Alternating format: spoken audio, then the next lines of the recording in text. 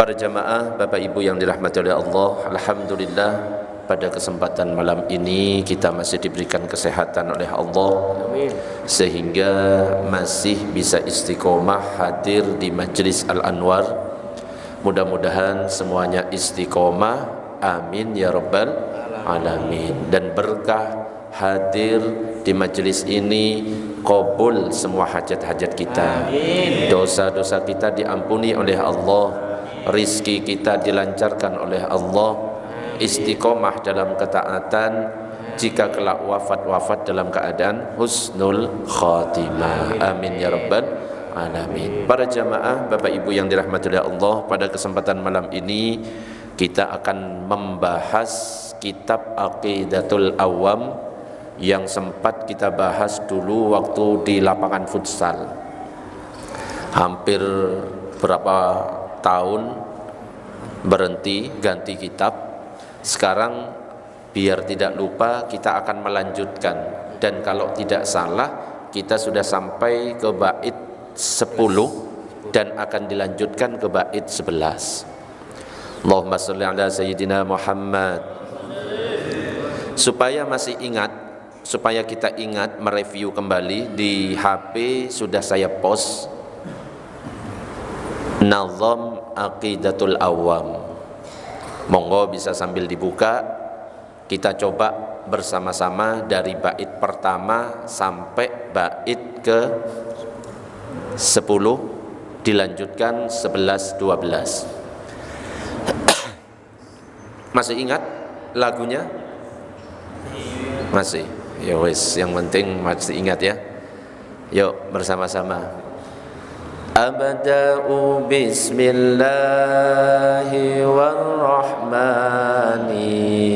wa birrahimi daimil ihsani falhamdulillahil qadimil awwali al-akhiril baqi bila tahawuli summa salatu wassalamu sarmada ala nabi khairi man qad wahada wa alihi wa sahbihi wa man tabi sabila dinil haq غير مبتدئ وبعد فاعلم بوجوب المعرفة من واجب لله 20 صفة فالله موجود قديم باقي مخالف للخلق بالإطلاق وقائم غني وواحد وحي قادر مريد عالم بكل شيء سامع البصير والمتكلم له صفات سبعة تنتظم فقدرة إرادة سمع بصر حياة العلم كلام استمر وجائز بفضله وعدله ترك لكل ممكن كفعله وجائز salah arsalah, yang itu yang poin keberapa? Bait ke 11. Oke, salah nadom lagi. Allahumma shalli ala sayyidina Muhammad. Oke, sekarang kita akan melanjutkan ke nazam yang ke 11. Didengarkan semuanya. Arsala anbiya zawil fatana bisidqi wat tablighi wal amana wa jaizun fi haqqihim min aradi bighairi naqsin ka khafifil maradi. Jadi di nazam yang ke-11 ini dikatakan arsala anbiya zawi fatana bisidqi wat tablighi wal amanah. Allah mengutus para nabi yang memiliki sifat fatonah, sifat siddiq, sifat tabligh, dan sifat amanah. Jadi Sayyid Ahmad Al-Marzuki menjelaskan kepada kita bahwa yang pertama, Allah mengutus Nabi, dan tujuan Allah mengutus Nabi itu ada dua. Yang pertama adalah tabasyir.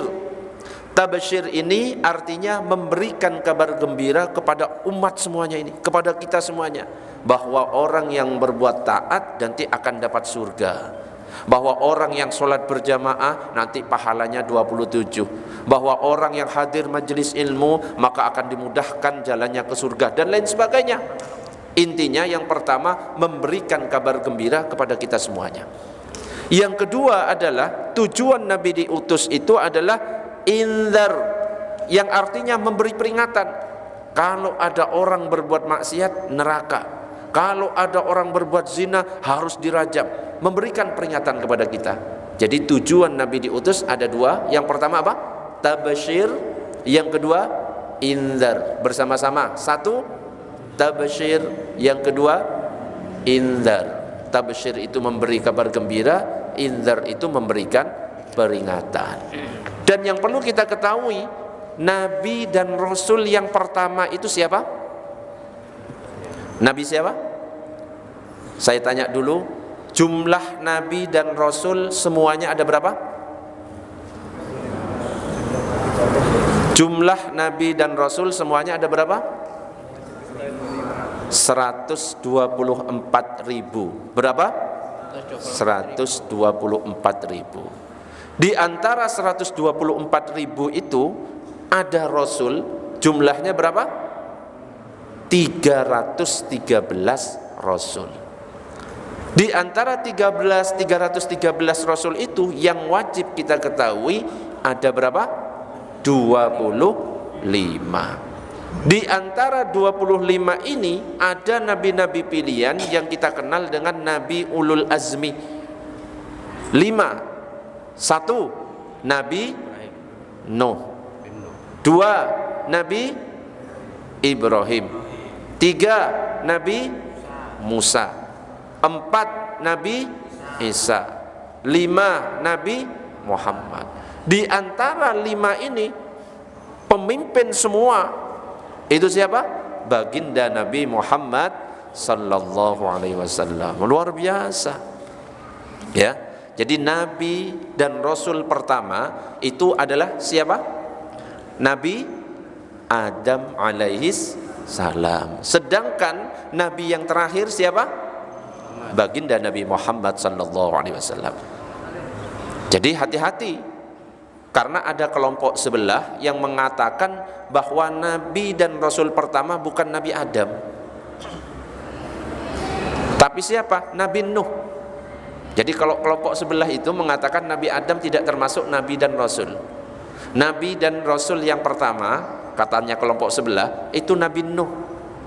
Makanya hati-hati kalau kita belajar masalah akidah, harus belajar kepada guru yang benar, yang akidahnya itu ahli sunnah wal jamaah. Nah kalau misalkan kita mengatakan Nabi dan Rasul yang pertama itu adalah Nabi Nuh, maka itu bertentangan dengan ayat Al-Quran yang berbunyi innallaha astafa Adama wa Nuhan wa ala Ibrahim wa ala Imrana wa alal alamin. Sesungguhnya Allah memilih Adam, Nuh, keluarga Ibrahim dan keluarga Imran untuk menjadi nabi atau rasul. Nah, sudah bertentangan. Ya, karena dalam Al-Quran disebutkan seperti itu. Dan juga tidak hanya bertentangan dengan Al-Quran, juga bertentangan dengan hadis Nabi yang mengatakan wa ma min nabiyyin yauma idzin adama faman siwahu illa tahta liwa'i. Dan tidaklah ada seorang nabi pun pada hari itu, baik Adam atau selainnya, kecuali berada di bawah benderaku saat itu. Jadi di dalam Al-Quran, dalam hadis sudah jelas dikatakan Nabi Adam ini adalah Nabi dan Rasul yang pertama. Jadi hati-hati kalau kita belajar akidah lewat Google, YouTube, kok kayaknya omongannya itu enak. qala Rasulullah, qala Allah Ta'ala. Tapi kadang-kadang itu menyesatkan meskipun yang disebutkan itu seperti itu. Ya, mudah-mudahan kita tetap dalam akidah ahli sunnah wal jamaah. Amin ya rabbal alamin. Begitu juga nabi yang terakhir adalah Nabi Muhammad. Kalau seandainya ada yang mengatakan ada nabi setelah baginda Nabi Muhammad, maka jelas itu keluar dari Islam, murtad. Ya, contohnya ada kelompok yang mengakui bahwa nabi yang terakhir itu adalah Mirza Ghulam Ahmad. Ya. Nah, itu sudah keluar dari Islam kalau seperti itu. Ada lagi yang ngaku-ngaku nabi, namanya Lia Edan. Ya gila ya, namanya aja Lia Eden. Ada lagi namanya Musaddiq, bukan saya loh ya. Oh, cok sampai salah nama ya. Musaddad, awas tak lempar aku wah. Ahmad Musaddad. Ahmad Musaddad tak lempar botol santri. Ya, macam-macam. Kalau yang dulu itu Musailamah Al-Kadzab, ya, sampai lucu membuat surat Al-Fil niru modelnya surat Al-Qari'ah, ya. Al-Fil wa ma adraka mal fil, ya, gitu. Gajah. Apakah kamu tahu tentang gajah? Gajah itu punya ekor yang panjang dan hidung yang besar, telinga yang besar, hidung yang panjang. Ya, kayak cerita anak kecil. Enggak bisa kita ini membuat Al-Qur'an. Bahkan kita ini ditantang, wa in kuntum fi raibim mimma nazzalna ala abdina fa'tu bi suratin min mithlih. Kalau memang bisa, wes kita ini suruh kumpul semuanya yang ada di Masjid Al-Ikhlas ini, buat satu surat, satu ayat. Enggak akan bisa. Meskipun Pak Herman pintar ngarang, suruh buat satu ayat Al-Qur'an, enggak bisa. Ya, kalau Al-Qur'an keren meskipun satu huruf. Nun, Pak Herman buat huruf lam alif. Enggak pantas tetap ya. Pantas ya. Tetap gak pantas. Allahumma sholli ala sayyidina Muhammad. Dan kalau misalkan ada yang mengatakan ada nabi setelah Nabi Muhammad, maka ini bertentangan dengan Al-Qur'an. Wa khataman nabiyyin, dan Nabi Muhammad itu adalah penutup para nabi. Juga bertentangan dengan al-hadis wa khutima biyan nabiyyun, dan para nabi itu ditutup olehku. Nabi itu penutup, Nabi Muhammad itu penutup para nabi. Dan dikatakan dalam nazam ini ada 4 sifat yang wajib dimiliki oleh utusan. Yang pertama, fatonah, artinya cerdas. Jadi gak mungkin kalau ada nabi atau rasul yang bodoh, goblok, dungu, bebal dan lain sebagainya. Pasti cerdas. Bahkan kalau misalkan ada seseorang berkata kepada nabi atau rasul, nabi itu enggak perlu minta mengulangi, langsung faham. Itu saking apa? Cerdasnya nabi dan rasul. Dan seandainya ada yang mendebat, maka pasti akan bisa menjawab debatannya itu. Ya, seperti yang diceritakan dalam surat Al-Baqarah, dikatakan alam taro ilal ladzi haja Ibrahim fi rabbih. Tidakkah kamu memperhatikan orang yang mendebat Ibrahim mengenai Tuhannya? Jadi ada yang mendebat Nabi Ibrahim tentang Allah.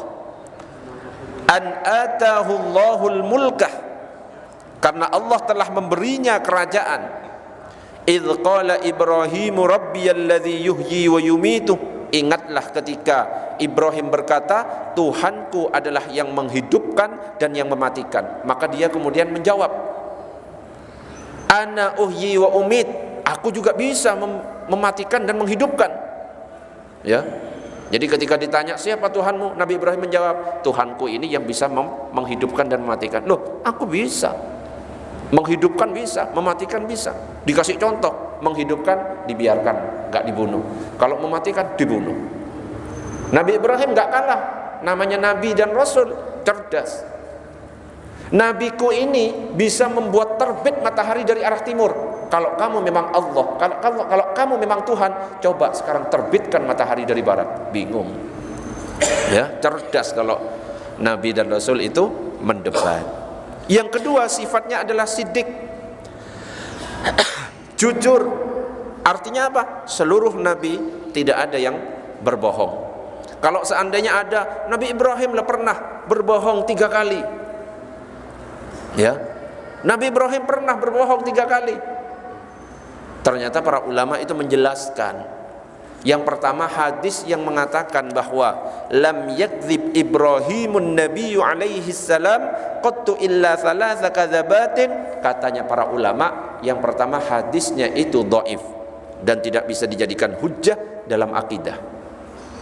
Yang kedua, seandainya memang benar Nabi Ibrahim itu dikatakan berbohong seperti itu, para ulama mentakwil, memberikan penjelasan. Yang dimaksud dengan perkataan Nabi Ibrahim itu apa? Yang pertama, misalkan ketika Nabi Ibrahim mengatakan, ditanya oleh Raja Namrud, siapa yang menghancurkan berhala-berhala ini? Nabi Ibrahim mengatakan apa? Ini loh, coba, ini loh yang besar, coba tanya ke itu. Ternyata para ulama mengatakan itu bukan bohong, tapi itu majas. Majas dengan maksud memberikan penghinaan. Dalilnya apa? Kalimat terakhirnya, ini loh yang besar, coba tanya. Nah, dengan mengatakan coba tanya, sebenarnya itu penghinaan. Apakah mungkin sebuah berhala bisa berbicara? Nah, ingin menunjukkan bahwa Nabi Ibrahim mengatakan, Kak Iso, kenapa kamu kok malah nyembah? Penghinaan itu. Ibaratnya misalkan kita ini mengatakan seperti ini, yang membangun masjid ini adalah lurah misalkan. Apakah memang Pak Lurah yang membangun? Bukan, tapi tukang. Betul? Faham? Benar? Ngerti? Meskipun yang dikatakan Pak Lurah membangun masjid ini, tapi yang mengerjakan bukan Pak Lurah. Siapa? Tukang, majas. Itu yang pertama. Yang kedua, Nabi Ibrahim dikatakan pernah berbohong ketika diajak oleh ayahnya bernama Azar untuk apa? Menyembah selain Allah. Nabi Ibrahim mengatakan, aku sakit. Jadi dikatakan, faqala inni saqimun. Para ulama mengatakan, inni saqimun saqamal maut, aku pasti akan sakit ketika mati. Jadi enggak bohong. Ya. Siapa yang enggak merasakan mati? Wong setiap orang yang bernyawa pasti akan merasakan mati. Gimana ayatnya? Kullu nafsin dha'iqatul maut. Pasti akan merasakan mati. Bahkan dikatakan dalam hadis riwayat-riwayat yang lain, ibarat sakaratul maut itu ibarat 300 tusukan pedang.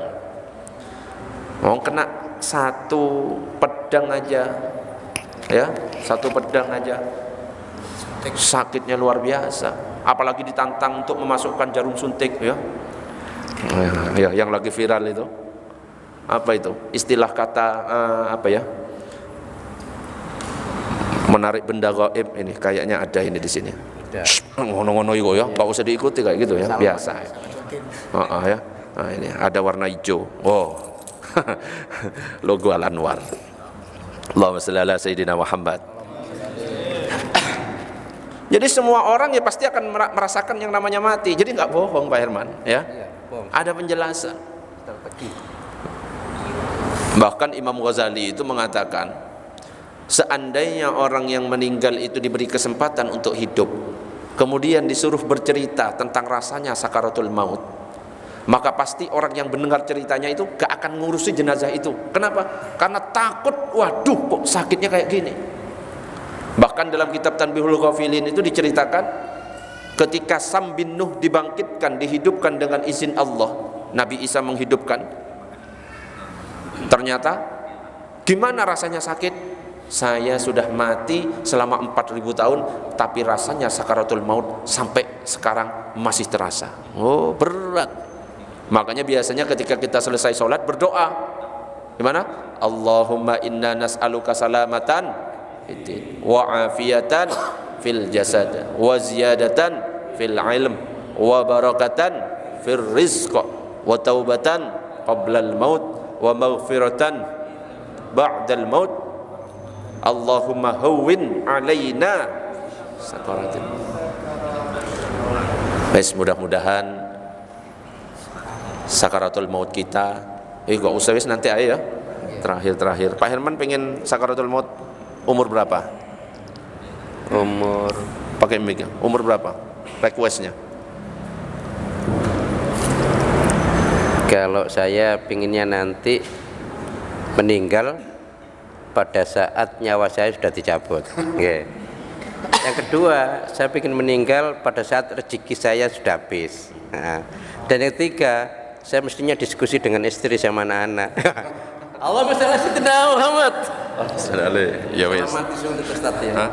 Jadi Oh ya, takutnya ada malaikat maut lewat ya. Wis gak usah diomongkan lagi. ya jangan. Jadi masalah kematian itu kan apa ya? Bisa ujuk-ujuk terencana juga bisa kalau bunuh diri ya. Tapi bunuh diri itu sebenarnya juga bukan ujuk-ujuk ya. Karena semua peristiwa itu kan mesti sudah direncanakan oleh Gusti Allah nggih. Jadi sebenarnya ujuk-ujuk itu tidak ada Ustaz nggih. Jadi kalau niku apa saya pun jenengan umpama ditakeni kepingin apa istilah ngapunten umpami meninggal niku usia pinten kurang dari 100 atau 100 lebih satu. Oh 100 lebih Ustaz nggih. Mudah-mudahan umur panjang barokah nggih. Nggih. Semuanya tak doakan meninggalnya usia 153 tahun semuanya. Enak ngajinya lama gitu yo. Bisa ketemu terus ya. Asik nggih. Wis sekarat kabeh ngene-ngene ya enggak iso. Sampai nganut yang penting kowe. Wis teman-temannya wis gak ono ya. Iya. Wis gak usah panjang-panjang, normal aja lah ya. Normal ya 63 Ustaz nggih. Iya, tapi ojo nek ya nanti lah. bisa 67 ya. Nek makannya bergizi 72. bisa 70 ya. Nek pikiran bisa terkelola bisa 80 ya. Pak Munas wis 60 lah. Kamu kelas ini harus hati-hati ya. Hati-hati ya. Nggih. Tapi Jadi sehat wong ya. sing apa ya? Normal wong sepuh. Nggih, tiang sing pun terkapar ya. Sing stroke niku saya nggih. Angel. Nah, makanya ada lagu ya. Orang kaya, orang miskin, Mati, raja-raja, mati, rakyat jelata, mati. Pak Herman, Abah Ipin, kabeh ya. Ojo sampai ustadznya, lah kurang ajar. Wes lanjut. Allahumma shalli ala sayyidina Muhammad. Monggo Abah Joni, kan datang. Ini habis rapat ini di balai desa. Luar biasa. Jadi informasikan Abah Joni ini memang tadi sudah menginformasikan ke Ustadz, ini saya ada acara di balai desa. Mudah-mudahan kalau nggak ada udzur tetap bisa ke sini. Karena waitunya memang sudah seperti itu. Akhirnya Allah permudah nggih.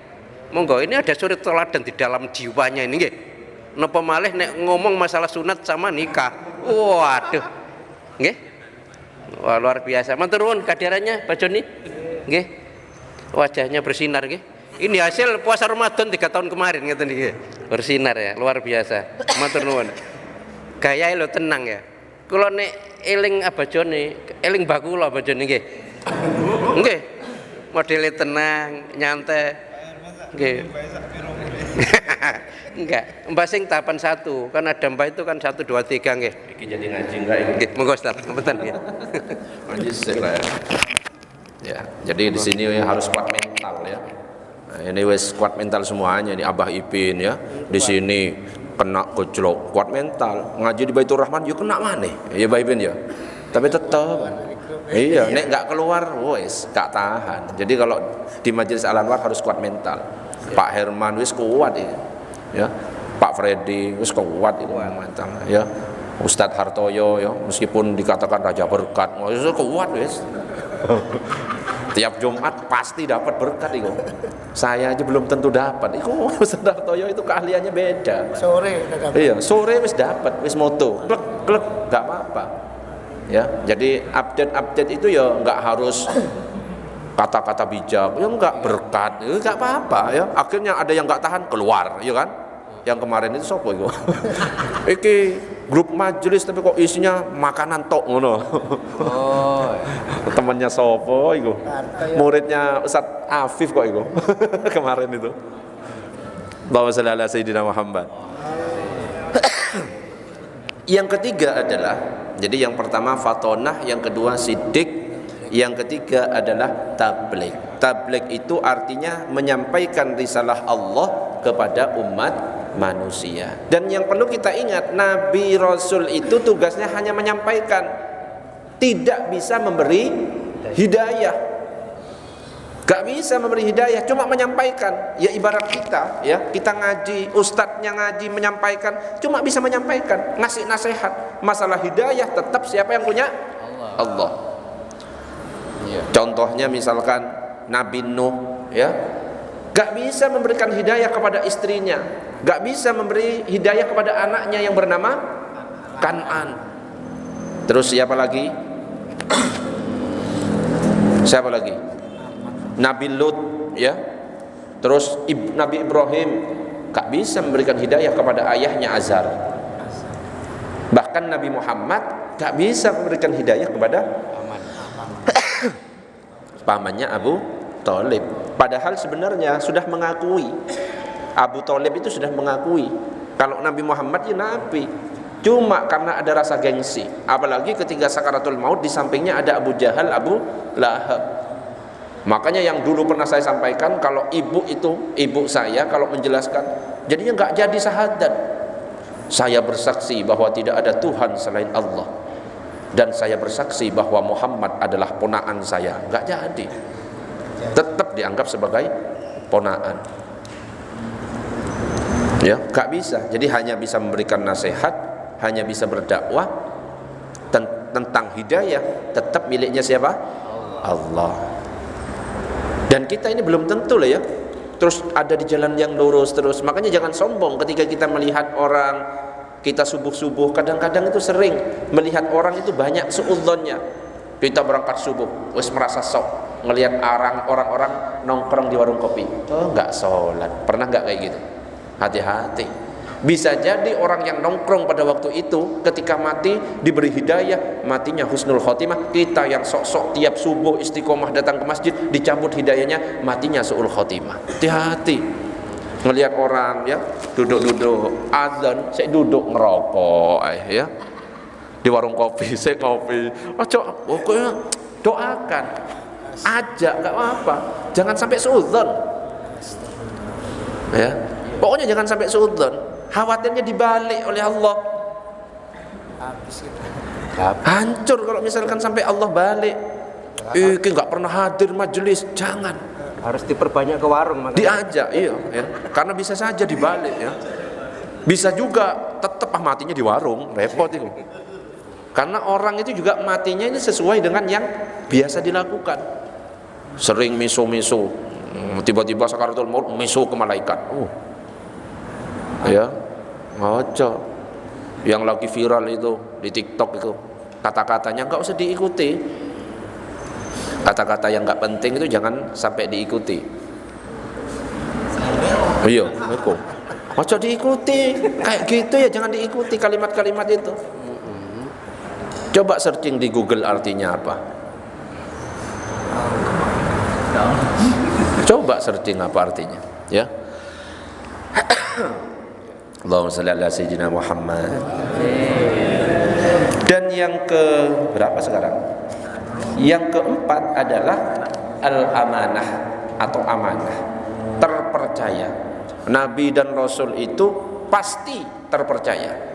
Bahkan ketika Nabi Muhammad SAW hijrah ke Madinah, kebetulan Nabi Muhammad saat tinggal di Mekah itu dipercaya oleh penduduk Mekah dititipi barang-barang.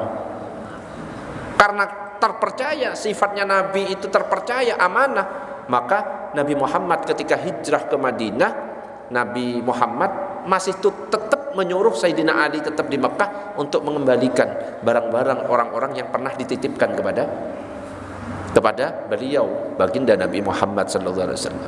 Ya, jadi terpercaya. Makanya julukannya apa Nabi Muhammad?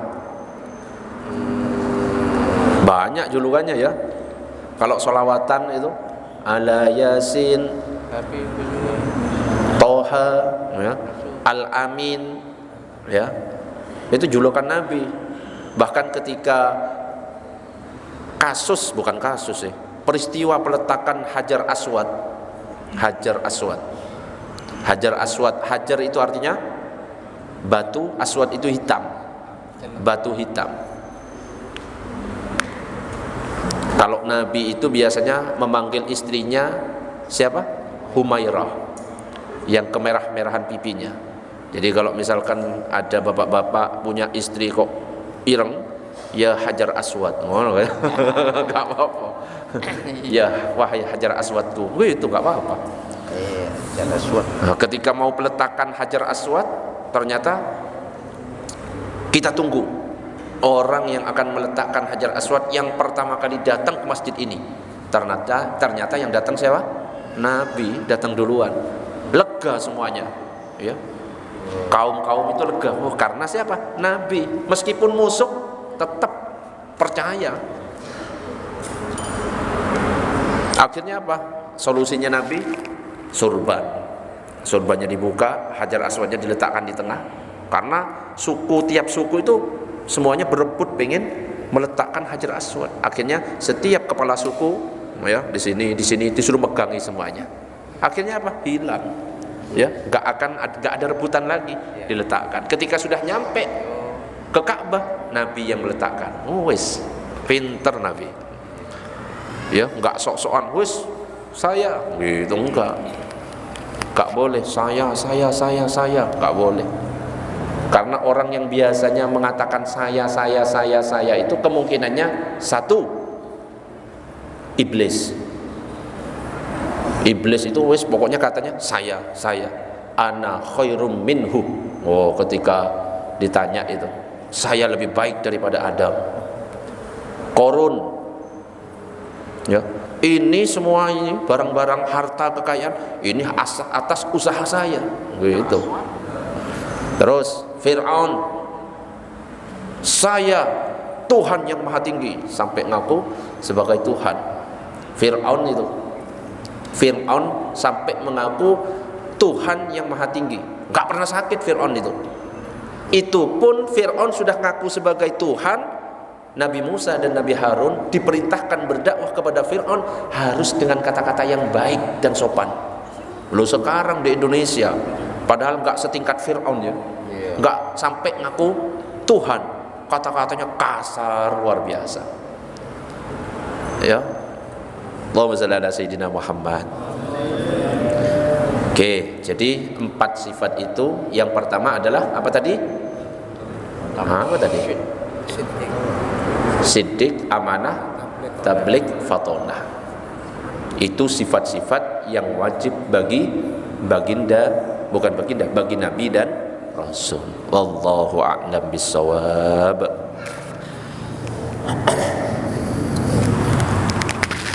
Pertanyaan dari Pak Iwan. Bertanya sudah hari Minggu. Oh, ini pertanyaan. Panjang. Pakai mic. Nitip pertanyaan jika pengajian kasus A yang memberi hutang, B yang berhutang, C anak si A. Apa eling-eling nggih, pelan-pelan nggih. Jadi ada kasus A yang memberi hutang, B yang berhutang, C anaknya si A. Sing hafal sing C sampeyan ketok nggih. Kondisi sekarang A sudah meninggal, B ada bicara sama C kalau ia punya hutang ke si A. Tapi kondisi B sekarang sedang sakit. Kondisi finansial juga tidak memungkinkan untuk membayar hutang. Sedikit cerita, B adalah seorang janda, tidak punya anak dan tidak punya pekerjaan, dan selama ini hanya bergantung pada pemberian dari keponakannya. Melihat kondisi si B, akhirnya si C mengikhlaskan hutang tersebut. Jadi melepaskan si B dari hutang tersebut. Pertanyaannya, apakah hal tersebut bisa melepaskan si B dari ijab hutang karena yang mengikhlaskan atau yang melepaskan hutang tersebut bukan orang yang memberi hutang. Jadi mengikhlaskan tapi modelnya kayak diwakilkan. Iya. Anaknya itu. Iya. Lama-lama sholat bisa diwakilkan kalau salah jawab, nggih. Monggo hati-hati Ustaz, ini ada risiko nggih. Nggih. Allahumma shalli ala Muhammad. Di Pak Herman memberi hutang ke Pak Freddy. Gitu. Saya anaknya Pak Herman. Jelas? Pak Freddy ngutang sama Pak Herman.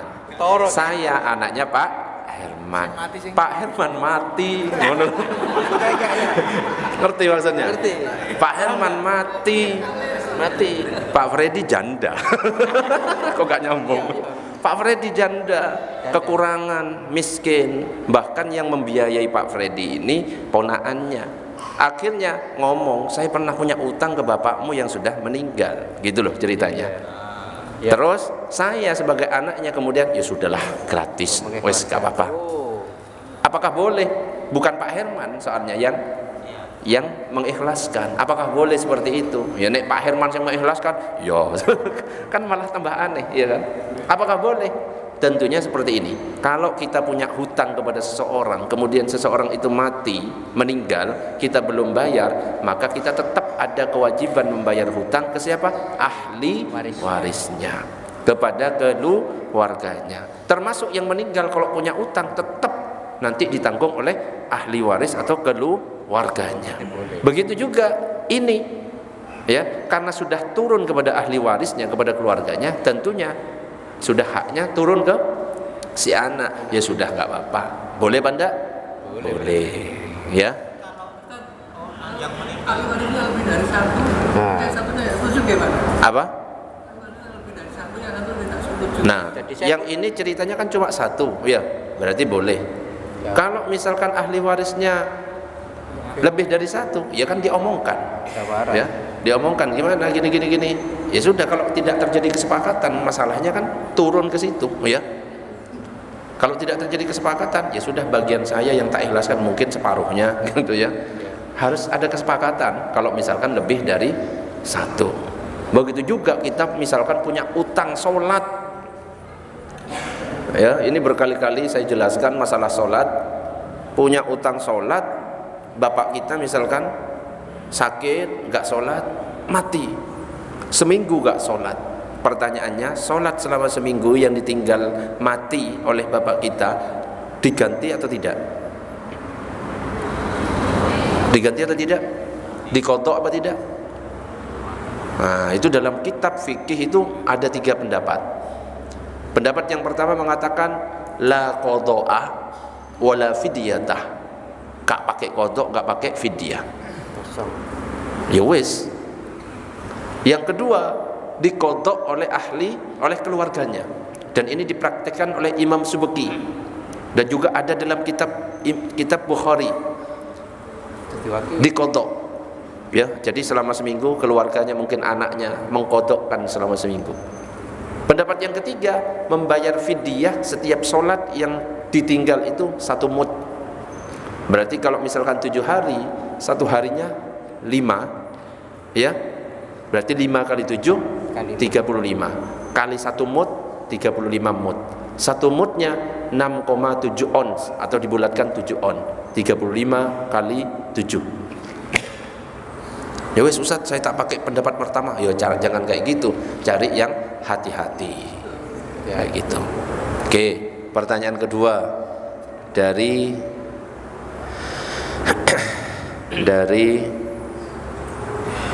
istri saya. Pak, listrik habis.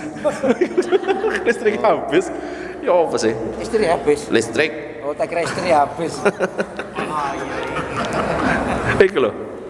Listrik bunyi-bunyi terus, bener kan? Oh iya.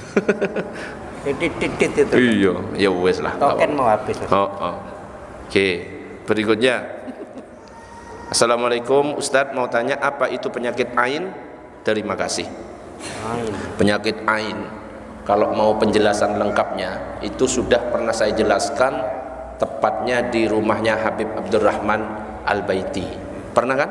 Masih ingat? Para sesepuh-sesepuh? Ya. Oh, masih ingat?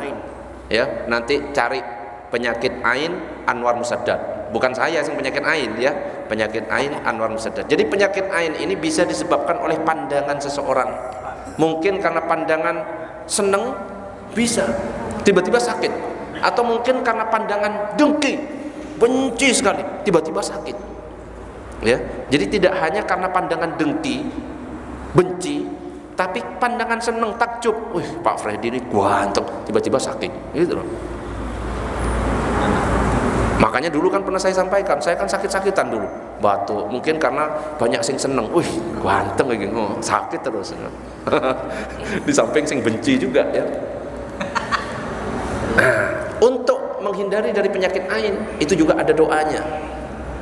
Doanya apa? Coba searching nanti ya. Penyakit ain Anwar Musaddad. Lengkap itu, ada sekitar 10 menit pembahasannya. Oke. Yang berikutnya. Inisial J. Tidak saya sebutkan, kalau Pak Juli cukup inisial. Juli. Ya kan nggak boleh, ini melanggar dunia permedsosan ya. Jadi cukup anu aja, inisial.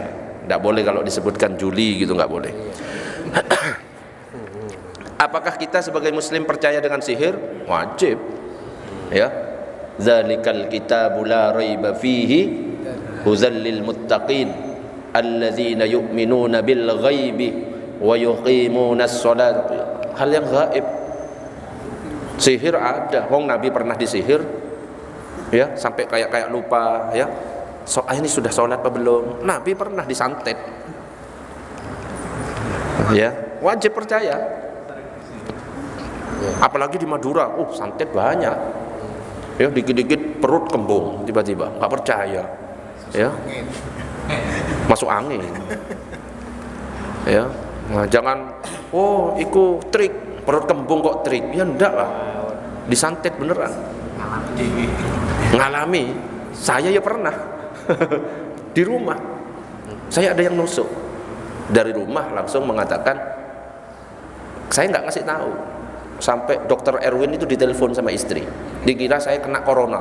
Pak Herman pengumuman, Ustadz kena corona. Ngawur orang ini. Kan awal-awal corona kan ya, tiba-tiba corona sih dahsyat-dahsyatnya tiba-tiba pingsan. Saya ada yang nusuk.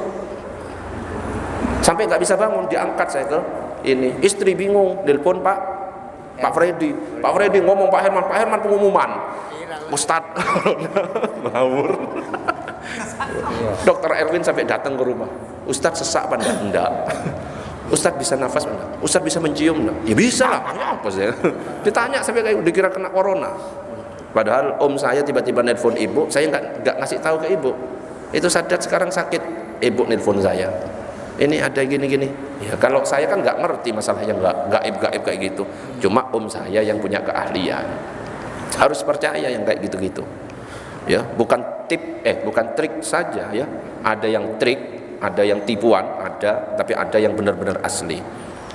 Yang kedua, kalau kita percaya sihir, apakah termasuk musyrik? Lah apa? Ono sihir terus musyrik? Ya enggak. Ya. Emang ada. Bolehkah ayat-ayat Al-Qur'an dipakai untuk jimat? Boleh. Boleh. Ya. Yang penting kalau misalkan jimat itu jangan isinya mantra enggak jelas. Ada aturannya jimat. Kalau isinya doa dalam hadis, doa dalam Al-Quran, boleh dijadikan jimat. Tidak semua jimat itu syirik. Tidak semua jimat itu syirik. Nah, kalau misalkan kita buka kitabnya Imam Ghazali, ada ya. Kalau mau gini, jimatnya gini, ada. Bahkan om saya itu ahli perjimatan juga. Ya, kalau saya enggak ahli. Mohon pencerahannya, itu jawabannya.